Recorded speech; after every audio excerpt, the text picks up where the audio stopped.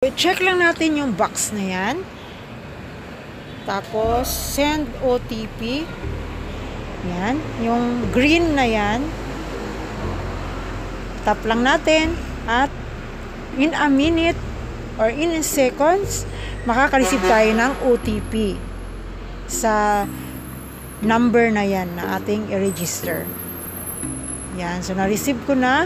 At i-type natin dito ang na-receive natin na OTP.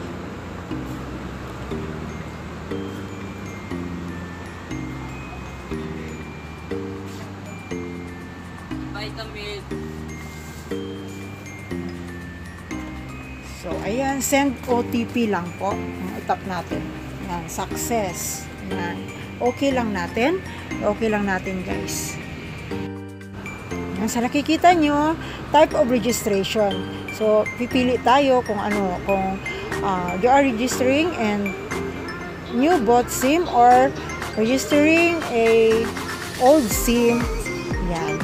Pipili lang po. Sa akin, old SIM ang pipiliin ko. So, SIM procedure lang naman yang mga yan kung alin yung pipiliin nyo. Na, napakadali lang po. Sundan nyo pong maigi ito, guys. So, yan, nationality, Philippines, and then yung ano po, card natin. Yung ID card. Yan, marami pong mga pagpipilian na card kung ano yung available nyo po dyan. Yan ang pipicturean nyo. Yan, sa akin, SSS. So, pipiliin ko yung SSS.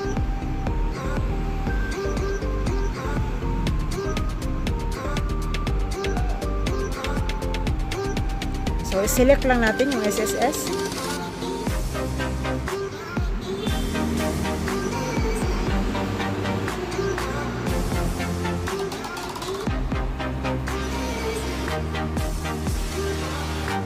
Take photo. So, ano natin, pipicture natin. Allow, i-allow lang natin.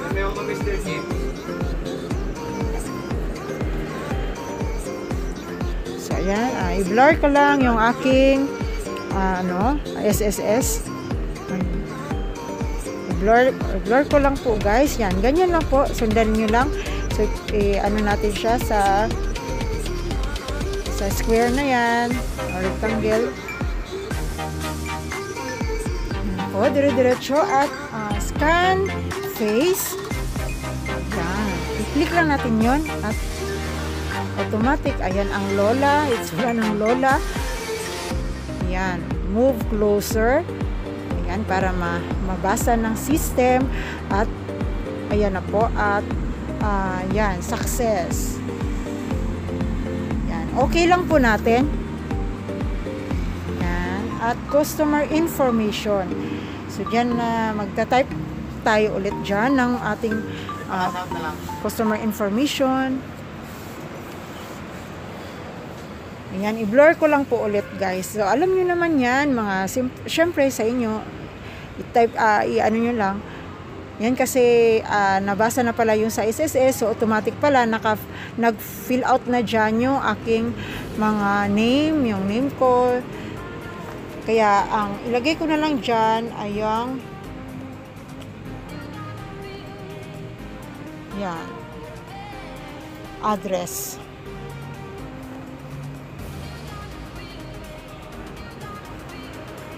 Yan, address na lang po ang i-fill out ko. So, yung number, lot, number, building, ganyan, kung ano yung barangay, municipality, yan, at yung ating province. Yan, dyan lang po. Sundan nyo lang po, guys. Di man kailangang i-reveal ko pa yung akin. So, yan, susundan nyo lang yung ano dyan. Nakalagay dyan, i-fill out nyo lang maigi.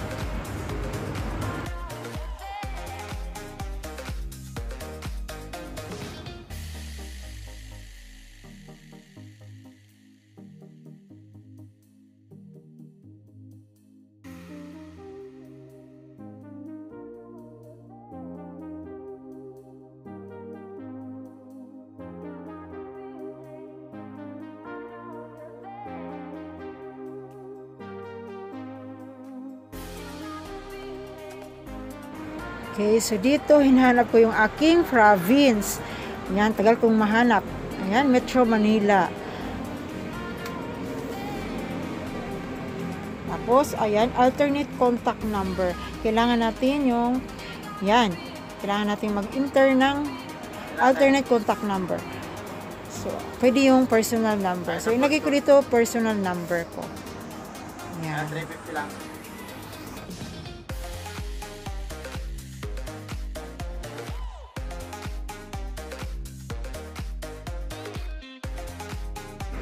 Sa baba ng alternate contact number ay merong email address. So, ilagay natin yung ating email address. So, hindi naman kailangan ng ipakita ko pa yung akin. Alam nyo naman na yan. So, yan. Sundan nyo lang po. Yung email address nyo lang ang ilagay nyo dyan. So, yan na yung summary ko. Nandyan na. Yung name, yan. Pag, after nyan, i-click nyo lang yung box na yan. Check nyo lang. Check nyo lang yung box na yun at next. Click nyo lang yung next na green na yan. So, yan. Check ko yung box na yan. So, yung next. Yun na ang ano. So, i-click lang natin yung next para maging successful na ang ating registration. So, thank you for watching. Maraming salamat. Ingat.